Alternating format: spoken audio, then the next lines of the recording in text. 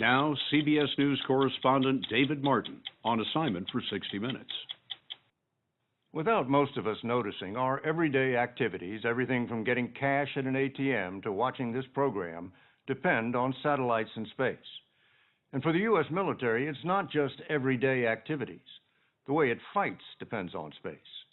Satellites are used to communicate with troops, gather intelligence, fly drones, and target weapons. But as we reported earlier this year, top military and intelligence leaders are worried those satellites are vulnerable to attack. They say China in particular has been actively testing anti-satellite weapons that could, in effect, knock out America's eyes and ears. No one wants a war in space, but it's the job of a branch of the Air Force called Space Command to prepare for one. If you've never heard of Space Command, it's because most of what it does happens hundreds, even thousands of miles above the Earth or deep inside highly secure command centers. You may be as surprised as we were to find out how the high-stakes game for control of space is played. The story will continue in a moment.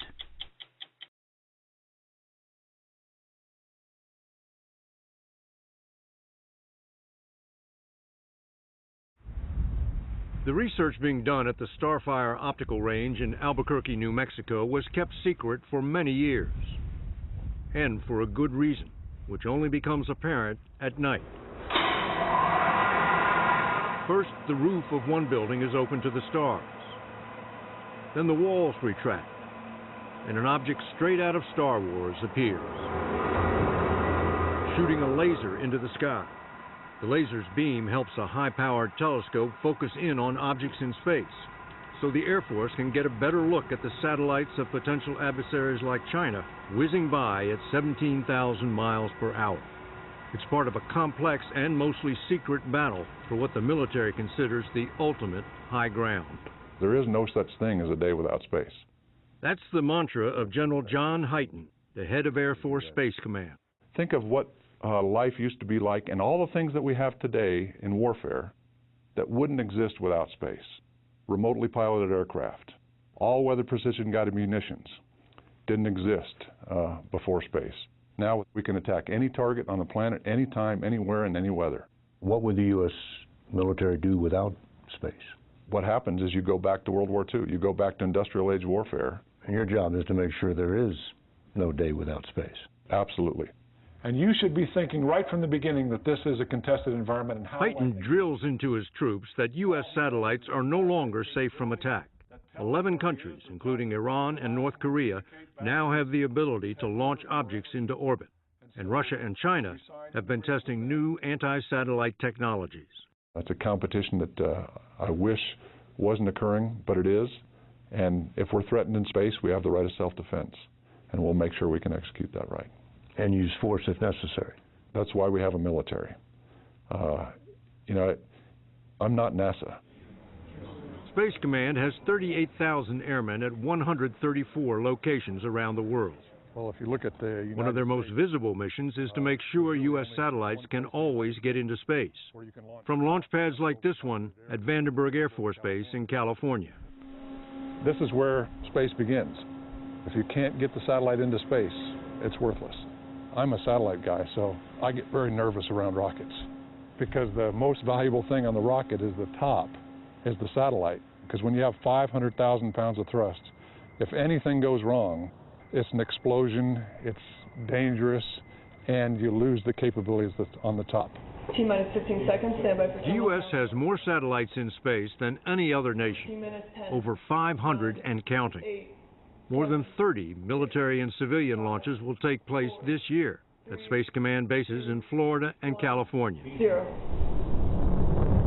The Pentagon told us it spends $10 billion a year on space, but we found a White House report that estimates the real cost is much higher, $25 billion when you count spy satellites and other classified spending. That's more than NASA or any other space agency in the world. Some of those satellites have provided the GPS signals used to direct smart bombs at ISIS targets in Iraq and Syria. But a lot of people don't realize those same GPS satellites provide the signals your smartphone uses to navigate. It's a service the Air Force provides free, not just here in the United States, but to the entire world. This is a global utility, and there's a lot of people depending on this, and we understand that. At a Boeing plant in Los Angeles, Colonel Bill Cooley showed us a GPS satellite that was being tested in a special chamber to make sure it was ready for launch. When these things get on orbit, there's no depot. You can't drive it back into the maintenance shop. It's somewhat like trying to design an automobile that is going to run for 12 to 15 years, and you can't take it in the shop, you can't take it in for refueling, but it's got to run 24/7.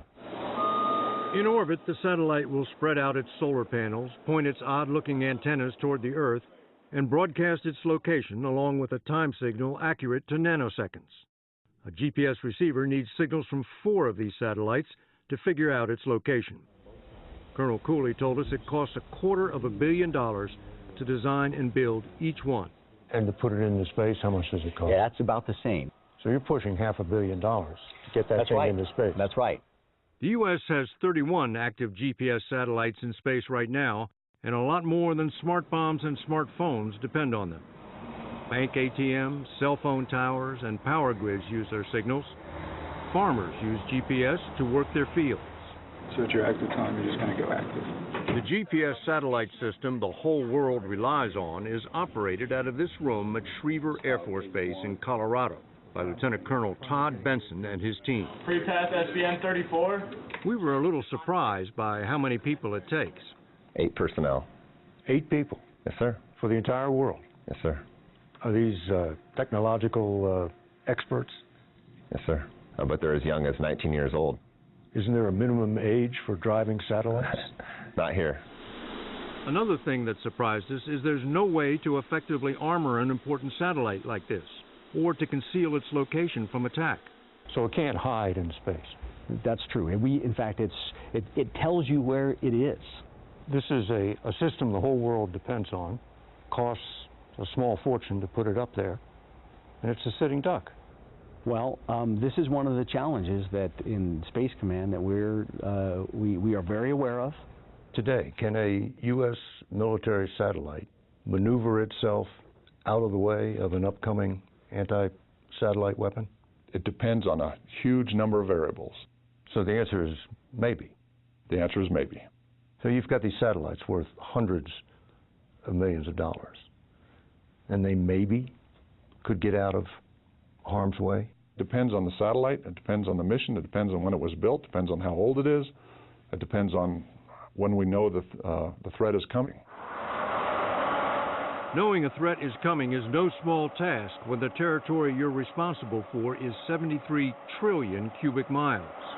Space Command maintains a global network of radars, telescopes, and satellite communications antennas like this one. And you can see the magnetic lines they're looping all over. All the information feeds into the Joint Space Operations Center, JSPOC for short, at Vandenberg Air Force Base. This is the command center for space. Yes, sir. 24/7, 365 days a year. If a U.S. satellite were attacked, Lieutenant General Jay Raymond would use this phone to alert a chain of command leading to the White House. Is an attack on an American satellite an act of war? That's been a line of debate for as long as I've been in this business.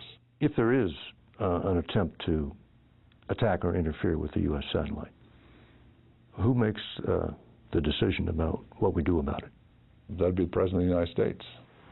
And it's not just an anti-satellite weapon they're worried about. There are other dangers, too. Today, we track about 23,000 objects. How many of them are actually functioning satellites? Roughly 1,300 of those are active satellites. The rest are debris. Junk. Yes, sir, junk. Explorer, this is Kowalski confirming visual contact. Debris from a BSC sat. The movie Gravity dramatized the devastating effect man-made debris traveling at 17,000 miles per hour could have on the International Space Station. The JSPOC tracks dead satellites, old rocket boosters, even stray space gloves, and alerts satellite operators and astronauts if a collision is likely. Last year, in 2014, the International Space Station was maneuvered 3 times to avoid colliding with a piece of debris. A lot of the debris that's threatening the space station was created in 2007 when the Chinese tested a ground-based anti-satellite weapon. It crashed into one of their old weather satellites 530 miles above the Earth, shattering it into pieces. This is the debris that resulted from the 2007 Chinese ASAT. So this is about 3,000 pieces of debris just from that one event. That came just from that one collision? Just from that one collision. Debris apart, how important was that test in terms of revealing Chinese space capabilities? It was a significant wake-up call to our entire military. Until that singular event, I don't think the broader military realized that that is something we're going to have to worry about. Have they conducted any similar tests since? They continue to conduct tests. The testing they're doing is to make sure that if they ever got into a conflict with us or any other spacefaring nation, they would have the ability to destroy satellites. And that is a bad thing for the United States, a bad thing for the planet. A bad thing, no doubt. But is the U.S. doing it too? And did China recently raise the stakes, test firing a weapon deeper into space than ever before and threatening some of this country's most valuable satellites? That part of our story when we come back.